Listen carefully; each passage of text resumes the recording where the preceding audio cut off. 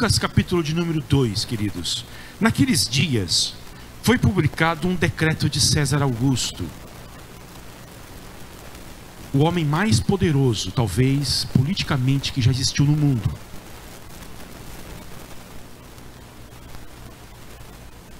Por causa dele, todo o Império Romano vai prestar culto aos imperadores que vêm depois dele. E isso vai trazer problemas enormes para a igreja primitiva. Porque todos no Império deveriam dizer: César é Senhor. Mas a igreja dizia: não.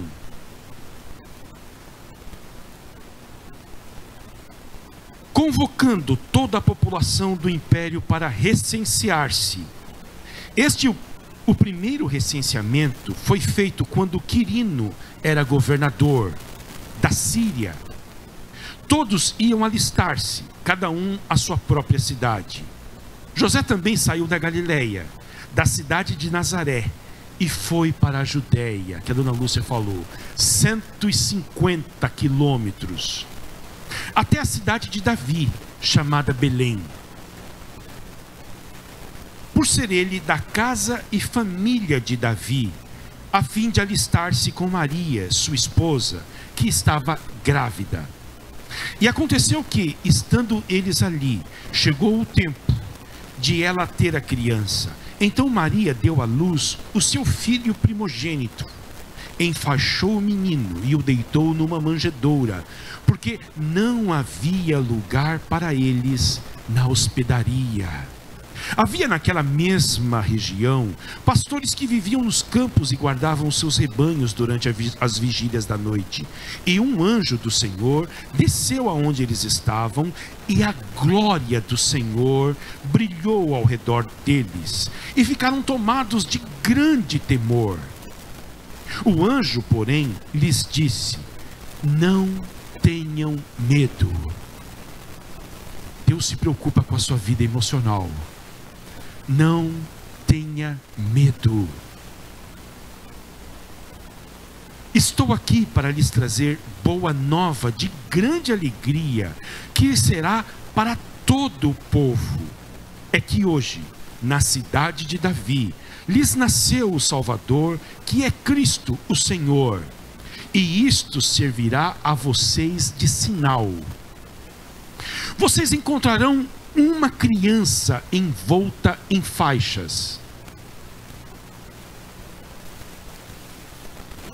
e deitada na manjedoura. E, de repente, apareceu com um anjo uma multidão do exército celestial, louvando a Deus e dizendo: glória a Deus nas maiores alturas, e paz na terra entre os homens a quem Ele quer bem. Quando os anjos se afastaram deles e voltaram para o céu, os pastores disseram uns aos outros: vamos até Belém e vejamos os acontecimentos que o Senhor nos deu a conhecer. Foram depressa e encontraram Maria e José e a criança deitada na manjedoura, e, vendo isso, divulgaram o que lhes tinha sido dito a respeito deste menino. Todos os que ouviram se admiraram das coisas relatadas pelos pastores. Maria, porém, guardava todas estas palavras, meditando-as no coração. E os pastores voltaram, glorificando e louvando a Deus por tudo que tinham ouvido e visto, como lhes tinha sido anunciado. Amém. Pai, nós te damos graças e pedimos para que nesta manhã o Senhor fale conosco. Nós precisamos tanto ouvir a tua voz, Senhor, no meio a um mundo de tanta turbulência, em meio a um mundo que despreza este nascimento e tenta transformá-lo, Senhor, em mito, em comércio, em consumo. Nós precisamos ouvir a mensagem do Natal no nosso coração. Fale conosco. Espírito Santo, se una à palavra e faça uma transformação em nós, Senhor. Alegre aqueles que estão tristes, ó Deus. Desafie os que estão acomodados e, sobretudo, glorifique o teu nome. É a minha oração em nome de Jesus. Amém. O Natal de Lucas. Lucas escreveu o seu evangelho para uma pessoa. Está com a Bíblia aberta? Volte o capítulo 1. Versículo 1, olha o que ele diz: visto que muitos já empreenderam uma narração coordenada dos fatos que entre nós se realizaram, conforme nos transmitiram os que desde o princípio foram deles testemunhas oculares e ministros da palavra, igualmente a mim pareceu bem, depois de cuidadosa investigação. Olha que bonito. Lucas é um médico, vocês sabem disso. E ele fez uma investigação acurada. É uma palavra técnica, científica aqui. De tudo que ele ouviu sobre Jesus, dos demais apóstolos e de outras testemunhas oculares. E ele disse o seguinte, ó: depois de a cuidadosa investigação de tudo desde a sua origem, dar-lhe por escrito, ele excelentíssimo Teófilo, uma exposição em ordem. Evangelho de Lucas segue uma ordem cronológica de tudo o que aconteceu na vida de Jesus,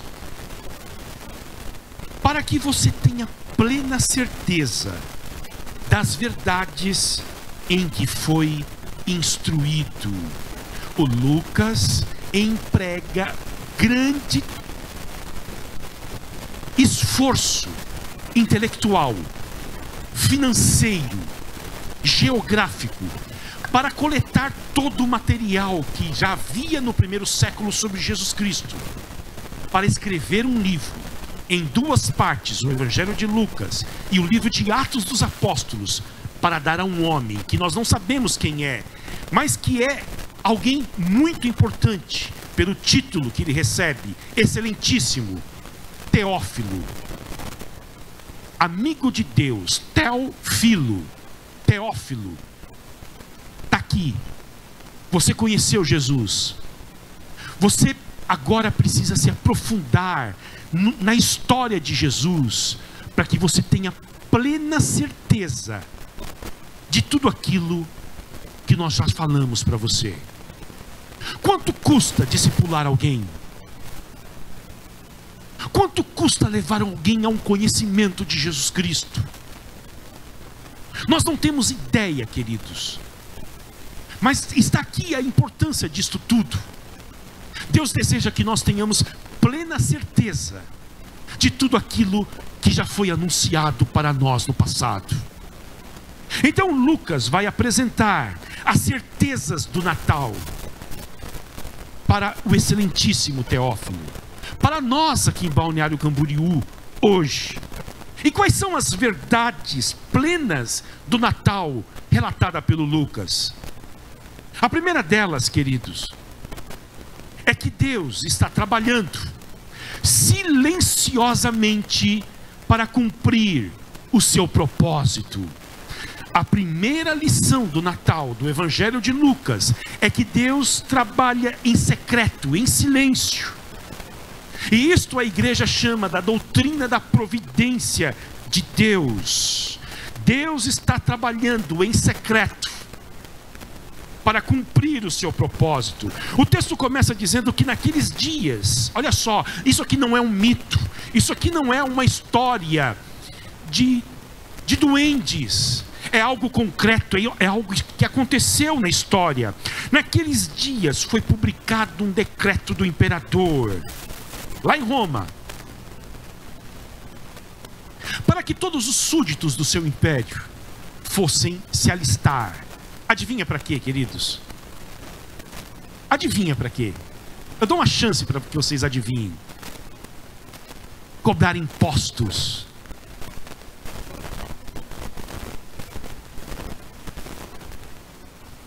E um grande êxodo começa a partir do decreto dele.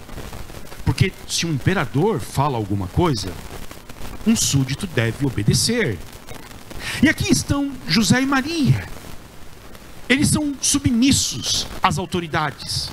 Eles não são rebeldes. Eles não desejam iniciar uma revolta contra o imperador de Roma. Eles se dirigem de Nazaré, do norte de Israel, até Belém, na região de Jerusalém. 157 quilômetros. Não havia estradas como nós imaginamos hoje. É uma região acidentada. Quem já foi lá sabe disto. O norte de Israel é no alto. O sul, Jerusalém, é uma região mais baixa, cheia de pedras, pedregulhos. E um casal se dirige para cumprir a ordem de um burocrata que está em Roma, que deseja saber quantos súditos há no seu vasto império, e estima-se 100 milhões de pessoas.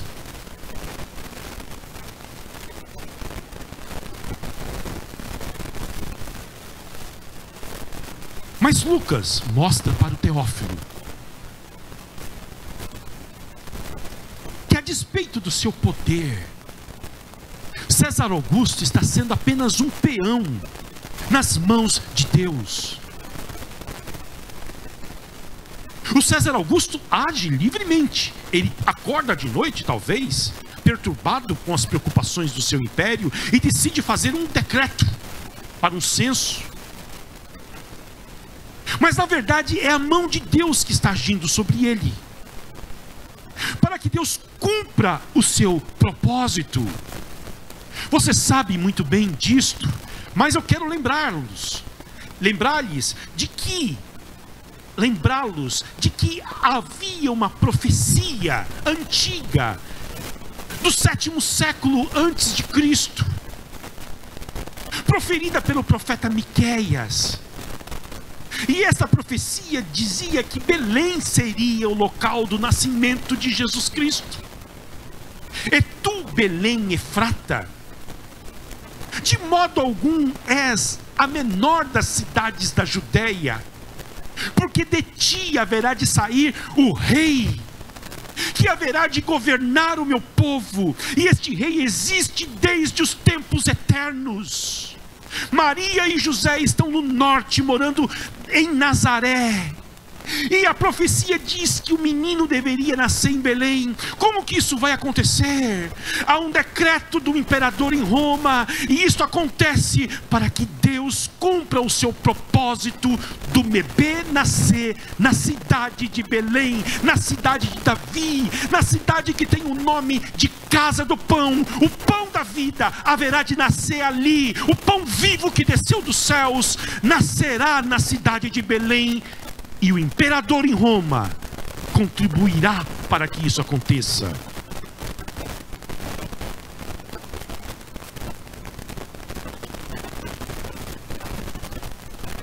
Excelentíssimo Teófilo,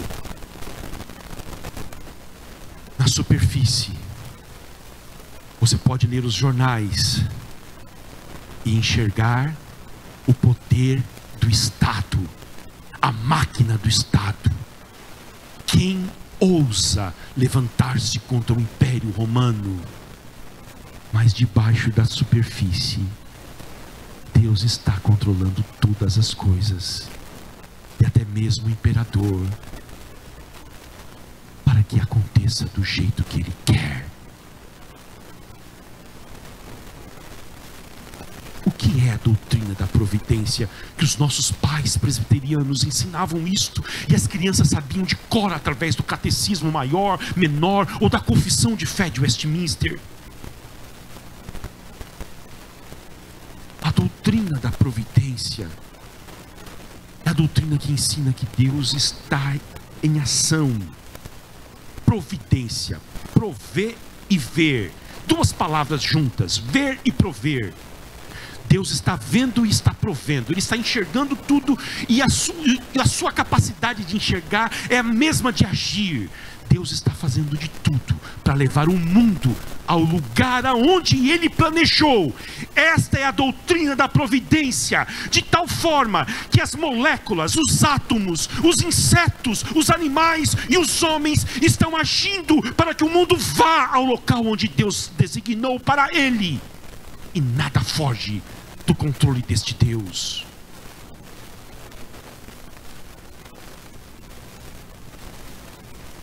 Deus cuida para que todas as coisas aconteçam de acordo com o seu propósito.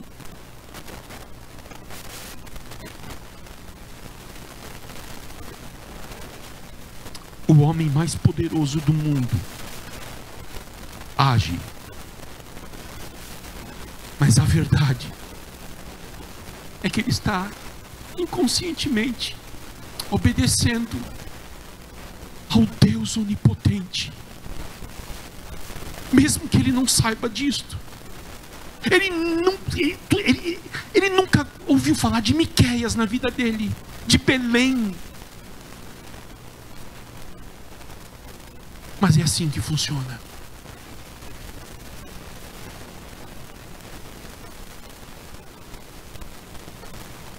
A segunda coisa, Teófilo, IPI de Balneário Camboriú, que o Lucas quer que a gente enxergue sobre o Natal, é a humilhação gloriosa do Filho de Deus. Versículo 6. E aconteceu que, estando eles ali, chegou o tempo dela ter a criança. Então Maria deu à luz o seu filho primogênito, enfaixou o menino e o deitou numa manjedoura, porque não havia lugar para eles na hospedaria. Versículo de número 11 agora.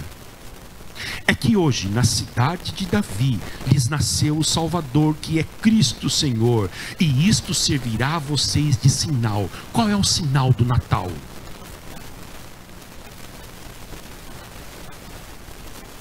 Vocês encontrarão uma criança. Havia várias em Belém. Aliás, o Herodes tentou dizimá-las. Mas isso é 2 anos depois. Tá bom? No estudo bíblico aí eu vou ensinar isso, eu vou conversar isso com vocês sobre o Natal. Os magos não chegam aqui, eles chegam depois. Tá bom? Nas próximas quintas-feiras aí. Não é hoje não. Agora tem uma coisa especial. A criança está envolta em faixas, trapos, e deitada numa manjedoura. Este é o sinal do Natal.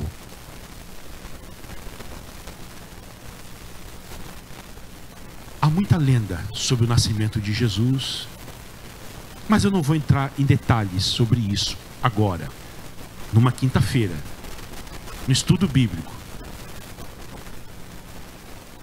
Mas o que é mais importante sobre tudo isto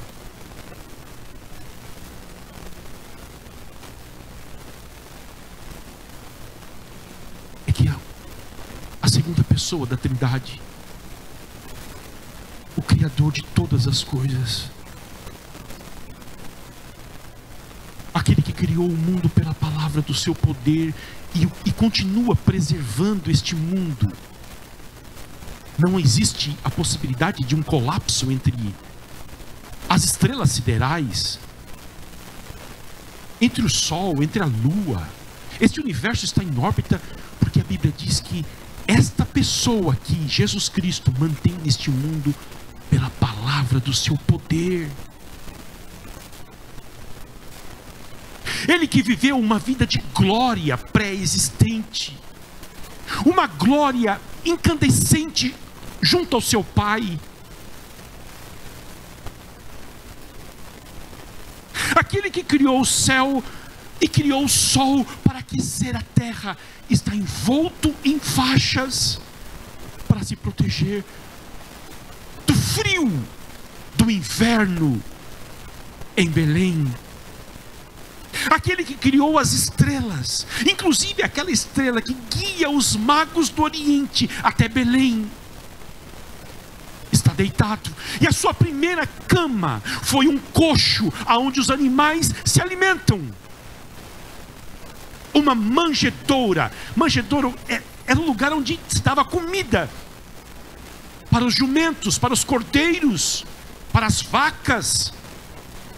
Por isso que vem a palavra mangiare, manjedoura, comida, coxo. A sua primeira cama é ali.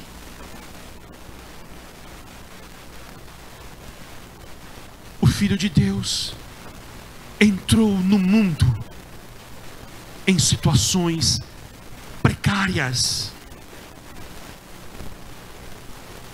O mundo poderia esperar que o Filho de Deus, que haveria de nascer, estivesse em um luxuoso hotel, nos grandes centros, mas ele está em acomodações simples demais para chamar a atenção de alguém. Ele deixou a sua posição gloriosa para entrar neste mundo de pobreza, de opressão, de desprezo. E desde sempre as extremidades estão unidas a Jesus Cristo. A pobreza da sua manjedoura e a vergonha da cruz estão unidas.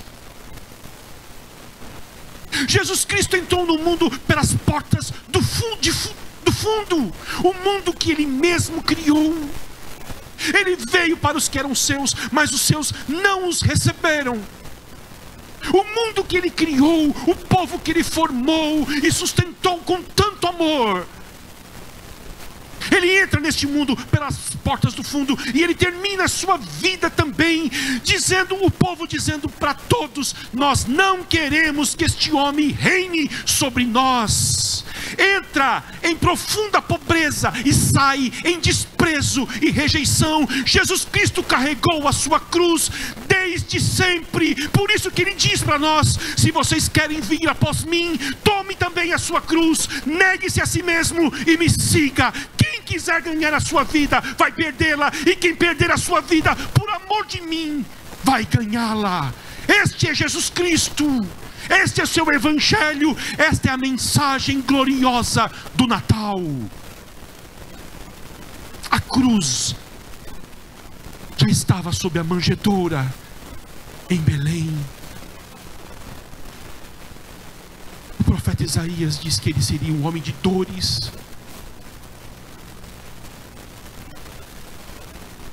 que sabe o que é sofrer. Por isso que ele tem uma palavra alcançado nesta manhã ao que está sofrendo. Jesus Cristo é competente para conhecer o seu coração e saber do que você precisa nesta manhã.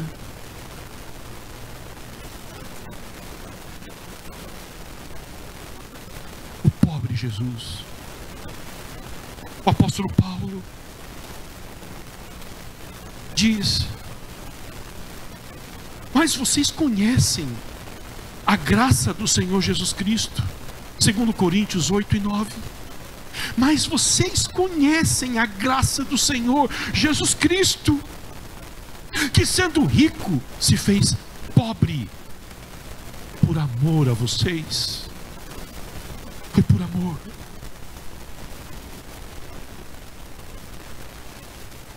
Para que vocês se tornassem ricos.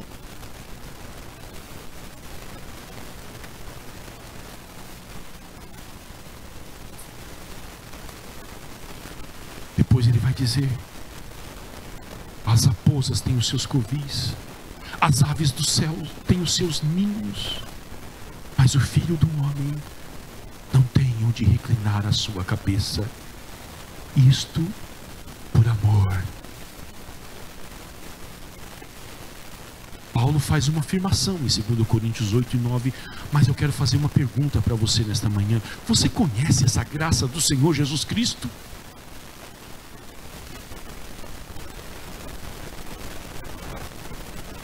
Foi por nós,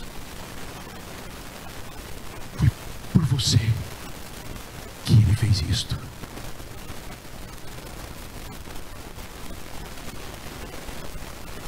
Terceiro e último lugar,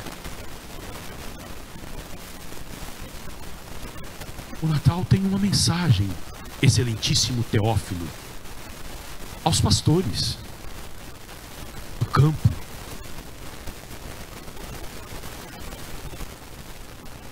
os anjos aparecem nessa narrativa. E o que chama a atenção aqui, queridos, é que essa narrativa está vinculada a uma outra. Anos antes, muitos anos antes, um rei também em Israel fez um censo. Em 2 Samuel 21 está escrito isto. Rei Davi, ele fez um censo em Israel, decidiu contar quantas pessoas havia no seu reino. E o que aconteceu? Deus ficou irado com ele e com o povo de Israel e enviou um anjo. E este anjo exterminou 70.000 homens do povo. Aqui nós estamos numa outra narrativa: censo, rei, anjos. Mas agora os anjos aparecem e eles não trazem mais juízo.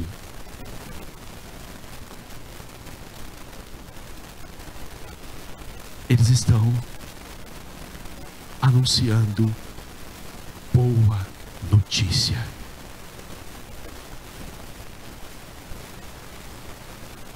Agora, o que chama a atenção é que estes anjos,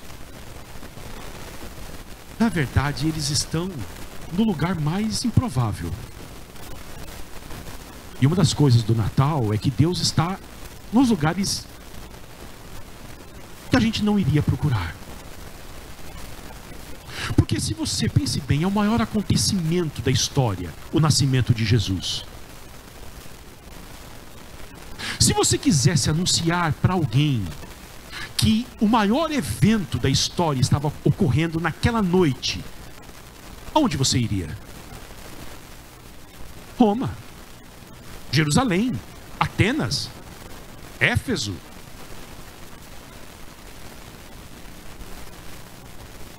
Mensagem instantânea no YouTube de então. No Instagram, então, nós iríamos pagar, patrocinado, a postagem. Nasceu o Filho de Deus. Mas Deus não trabalha com esse marketing. Ele vai até os campos escuros de Belém, aonde anos antes havia um pastorzinho também chamado Davi, cuidando das ovelhas do seu pai, compondo salmos sobre Jesus Cristo. E os anjos surgem, e um anjo surge, e ele traz consigo de novo a glória de Deus, que havia sido retirada de Israel. Desde o exílio babilônico, não se tinha mais a glória de Deus sobre Israel. E os anjos trazem de novo a glória para os pastores. E aqui você precisa entender uma coisa: não há nada de romântico nos pastores. Não. Depois dos leprosos, eram a classe mais odiada em Israel, desprezada, ridicularizada.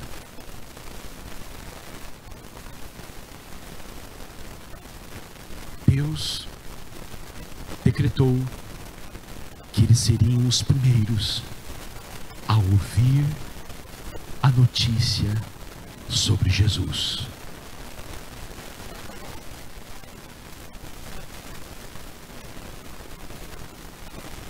Porque essas pessoas desprezadas, rejeitadas,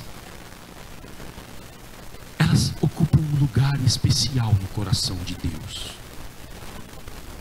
E desde o Natal, Deus está mostrando que Ele fará. A sua graça vem e atinge as pessoas que não merecem. O apóstolo Paulo diz à igreja de Corinto que chegou um determinado momento, ficou muito orgulhosa de si mesma.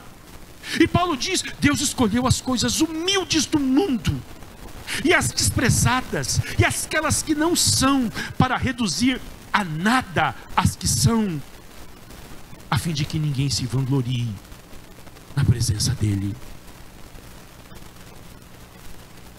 Está aí. Não precisam ter medo. Ninguém aqui vai matar vocês. Não é tempo de juízo, mas é tempo de salvação. eu tenho boas notícias para vocês. Agora, queridos, deixa eu dizer uma coisa para vocês rapidamente. O que os anjos estão fazendo aqui é pregando para os pastores. A gente conversa sobre isso outro dia. Porque não é deduzível que haja uma visão, anjos louvando. Precisa de pregação. Precisa de explicação. Porque eles poderiam olhar tudo aquilo e dizer: opa, ok, nós sabemos já, está tudo bem. Não, não sabe de nada. A fé vem pelo ouvir, ouvir, ouvir. Agora, esta pregação dos anjos, na verdade, é um anúncio que ridiculariza César Augusto, que trata César Augusto como nada. Sabe por quê? Porque cada palavra dessa que os anjos anunciam sobre Jesus Cristo eram palavras que o Império Romano um dia deu a César Augusto, por causa dos seus grandes feitos de unir o império, de trazer a Pax Romana, de construir estradas entre as grandes cidades do mundo de então, e de manter um império unido. César Augusto foi chamado de Deus, Senhor, Messias, e ele foi portador. Diziam no Império Romano que ele era o único homem portador de boas notícias para a humanidade. O Lucas mostra para o Teófilo: ei, Teófilo, tire os olhos de Roma. Teófilo, a boa notícia vem da desprezada Belém da Judéia. Lá, hoje, existencial hoje, e pessoal também, lhes nasceu, é para vocês, o Salvador, o Cristo e o Senhor. É isto. O Natal é a reivindicação de Jesus Cristo dos títulos que um dia os homens ousaram dar a outros, mas que pertence a Jesus. Ele é o único Salvador, Ele é o único Senhor, e Ele é o Cristo, aquele que veio ao mundo cheio do Espírito Santo para consertar este nosso mundo, e apenas Jesus Cristo pode fazer isto.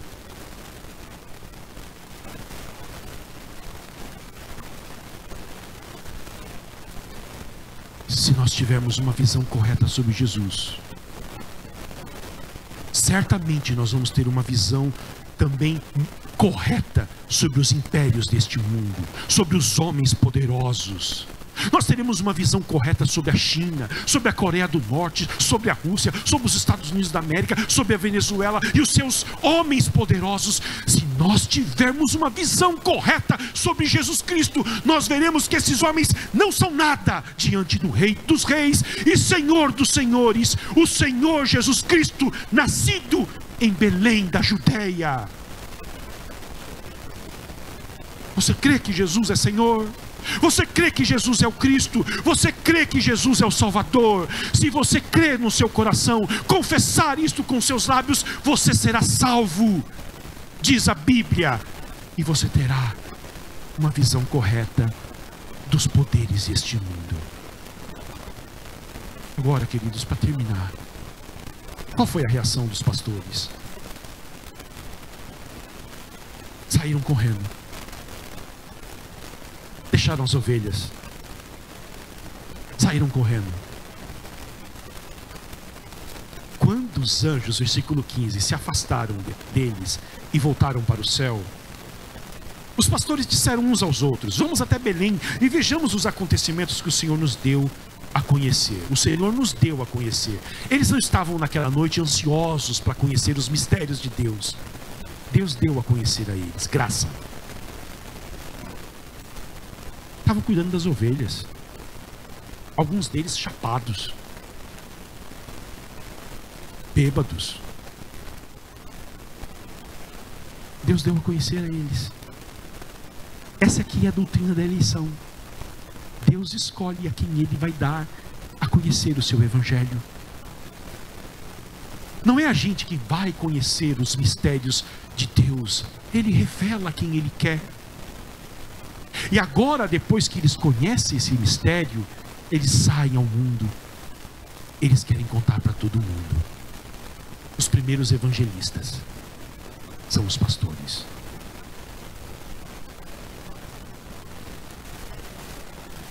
O texto fala que a Maria ouvia tudo, guardava no coração, meditava.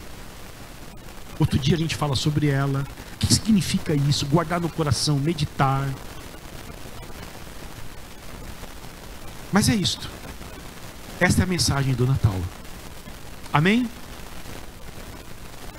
Diante disto, eu quero tirar algumas lições para nós nesta manhã.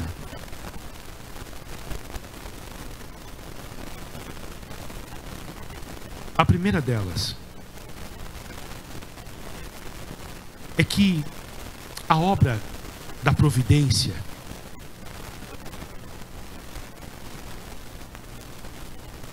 é silenciosa. E às vezes, somente depois de muito tempo que um evento acontece com você, é que você vai perceber que Deus estava agindo.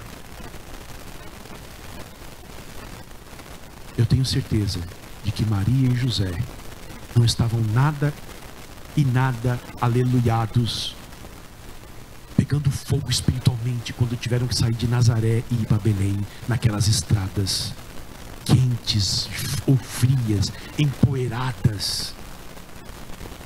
Eu posso imaginar eles dizendo um ao outro: por que nós temos que passar por isso? A obra da providência é silenciosa. E os anjos não chegam fazendo barulho, tocando trompeta, dizendo: ei, ei, ei, ei, ei, ei, ei, presta atenção, é Deus que está agindo no seu desemprego, na sua solidão. Silenciosa.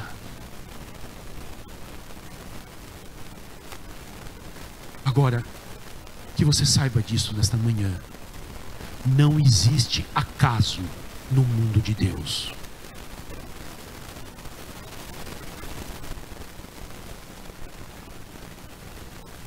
E nós precisamos nos agarrar a esta verdade.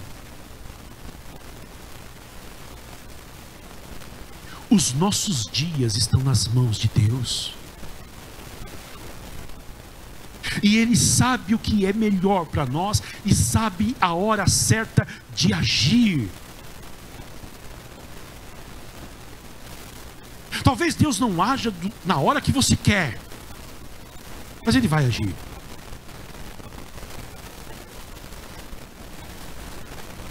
A doutrina da providência não explica tudo, mas responde a algumas perguntas profundas que nós temos quando circunstâncias adversas vêm sobre as nossas vidas.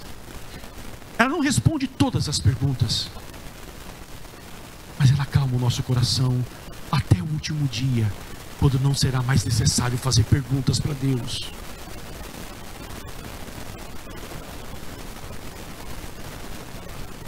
A única maneira da gente nós não sermos consumidos pela ansiedade, a única maneira de não sermos destruídos pela circunstância que nós enfrentamos nas nossas vidas.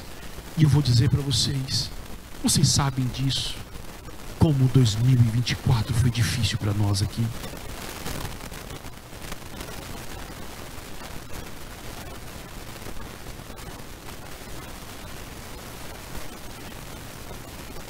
Quanto foi difícil para essa comunidade este último ano.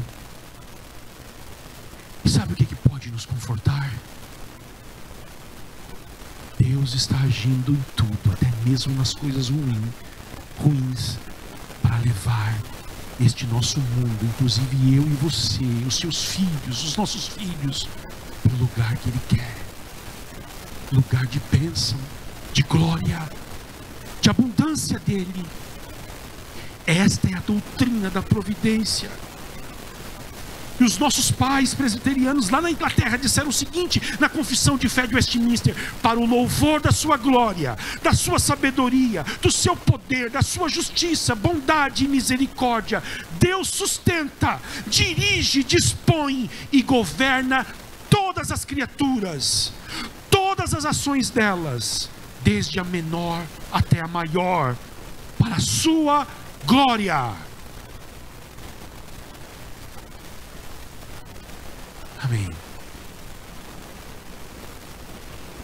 A segunda lição, o sinal do Natal: glória e vergonha. E eu acho que isso que é o tropeço das pessoas com Jesus Cristo, porque elas querem apenas a glória de Jesus, mas não querem a cruz, e prometem a cruz sem a glória, e frustra. Mas a glória do Evangelho é que este Deus cheio de glória se humilhou, se rebaixou, para nos levar com Ele para a glória. Se você está enfrentando dias de vergonha, você está no bom caminho, caminho de Jesus, caminho da cruz, caminho da humilhação.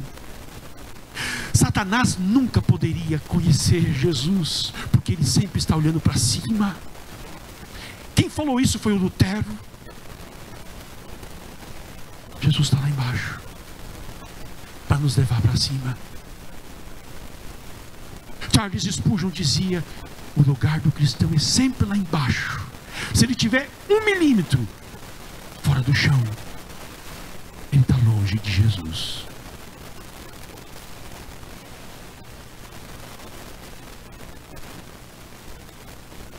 Em terceiro lugar e último, prometo, se Jesus Cristo não nascer no seu coração, seria inútil que ele nascesse 1000 vezes em Belém da Judéia, se ele não nascer no teu coração. Qual é o significado do Natal? João diz em João 1:14, 1:11, ele veio para os que eram seus, mas os seus não o receberam. Mas todos quanto o receberam, deu-lhes o poder de serem feitos filhos de Deus, a saber, os que creem no seu nome, os quais não nasceram da carne, não nasceram do sangue, e nem da vontade dos homens, mas nasceram de Deus. O Natal é isto: o Filho de Deus nasceu para que nós pudéssemos nascer de novo. Eu faço essa pergunta para você, e talvez que essa seja a maior preocupação da sua vida: você já nasceu de novo?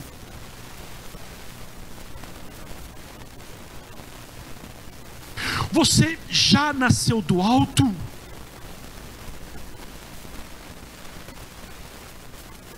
Em verdade eu vos digo: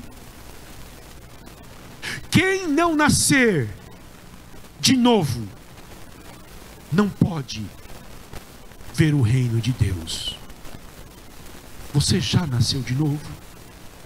Hoje é o dia que você pode dizer para Jesus: Senhor, eu quero nascer do alto, eu quero nascer de cima,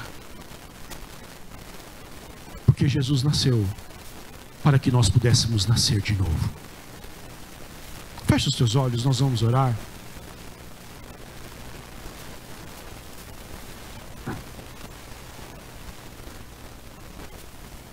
As crianças estão orando lá no fundo, o fogo está caindo lá, ó. Oh, aleluia!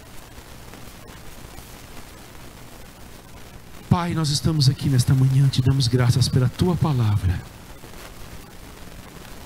Muito obrigado, Senhor, por Jesus Cristo, nosso Salvador.